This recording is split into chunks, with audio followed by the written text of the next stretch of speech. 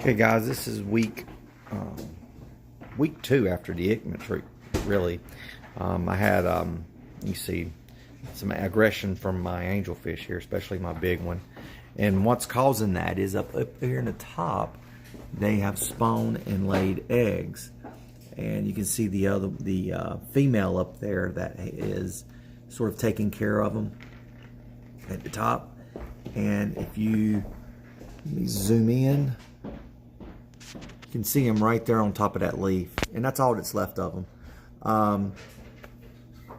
I think what happened was I did not know they had spawned, and I did not know they'd laid eggs or anything. So yesterday I went to take some of these leaves out of the tank that had developed holes in them. I believe I had a potassium deficiency in my tank, and I started taking some leaves out, and I think I actually took one of the leaves that contained some of the eggs that hadn't hatched yet, and sort of messed with these two guys a little bit. So after that, these fish have become super protective, and as you can see, nothing is on this side of the tank, and they're taking care of them. They're gardening. They've run all the fish onto this side of the tank and all the angels onto this side of the tank, and they've claimed pretty much a good corner of my tank here. All the rainbows are sort of hanging out in the middle. Those angels will go after anything that comes near their young up there on that leaf. There's one, there he is right there, and he's going after rainbows. It's not just angels, rainbows. He leaves the 5 bands alone. These 5 band fish down here in the bottom, they sort of leave these guys alone, and they leave these guys alone. But that sword right there that you see, he'll go after him. He'll go after anything in the tank. So if you guys can leave some comments and maybe some advice of what to do. I've heard several things about if you take the young out, the parents will become stressed. I don't know. I've never really had angelfish spawn. I've never had them pair up, to be honest. I've always, look at that. And you can see he's, and the yellow one's had enough of them, it looks like. But you can see the aggression is in the tank now. They will try to run anything that comes close, and the other angel just sits in the back and watches those young. Will not go away from them, and anything close, it's like 2 lines of defense. It's pretty interesting to watch. It's pretty fun to watch. They leave the neons alone, of course, and they leave anything else alone that's that they consider a threat. It's kind of funny which fish they consider threats. Everything else is going good in the tank. CO2 is back on. I cut off CO2 for a couple of days.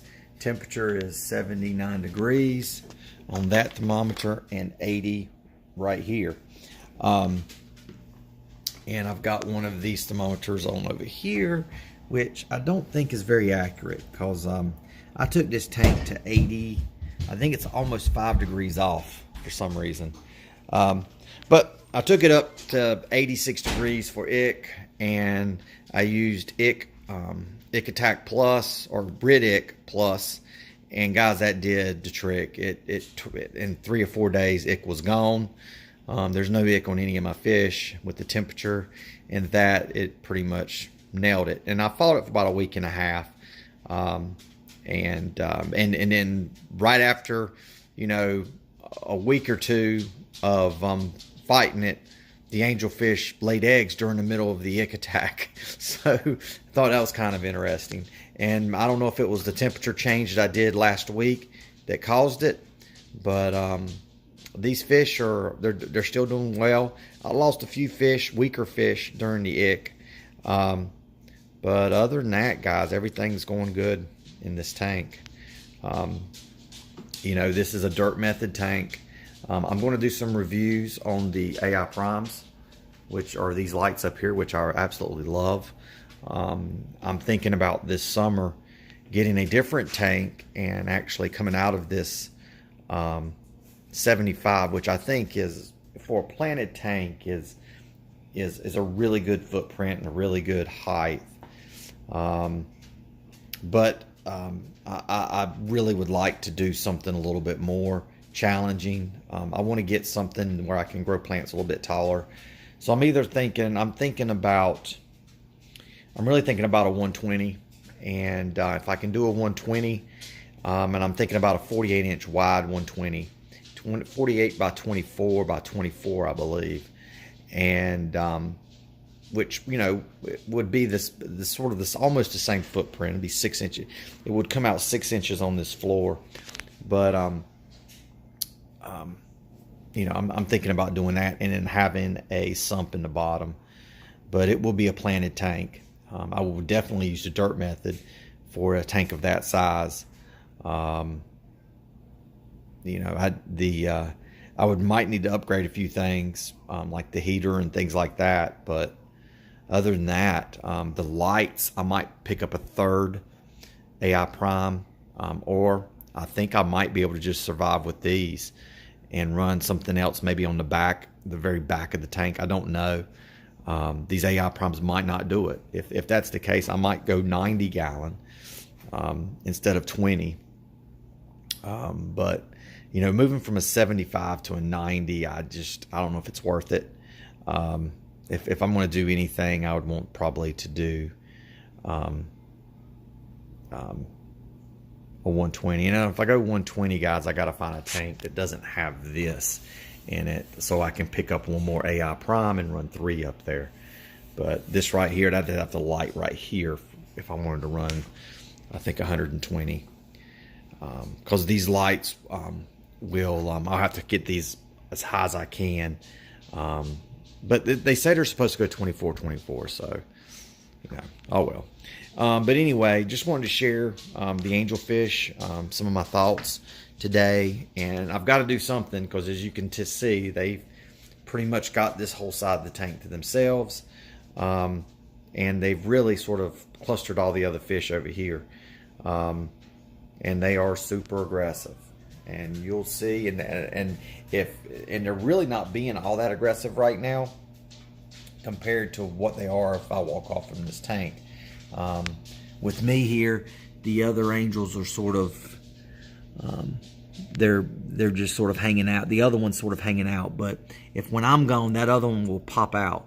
But they make sure that those fry stay right on top of that leaf. And I'm going to see if I can zoom in and show you guys the fry. And there they are. They're right there on top of the leaf. And there's the other angel just sitting right underneath them. And the minute one of them drop off, that angel will pick them right back off that leaf. And you can see. And put them right back on. See if I can get another angle. I might not. I've got just too much stuff. There it is. And see if I can get in and show you guys. Let's see. There they are right there. And you can see them right there on top of that leaf. And they were actually on the back of a leaf, a bigger leaf. And the angels, and I was moving around, and the angels wanted to put them somewhere else, so they scooped them all up and put them on that one leaf back there. And, you know, I've had other angels spawn before. I've had a group of angels spawn before. I think they did. And I think they would ink their eggs. But I've never had any like this that have stayed around and protected their young like this. And right after, I think I had a pair spawn in the past. One of them died. And that one never made it again, or never... Actually, I couldn't even put another angel in the tank, and it would literally chase it to death. Kind of weird, and you can see the aggression. So, if you guys have any suggestions, I'm totally new to the angelfish breeding.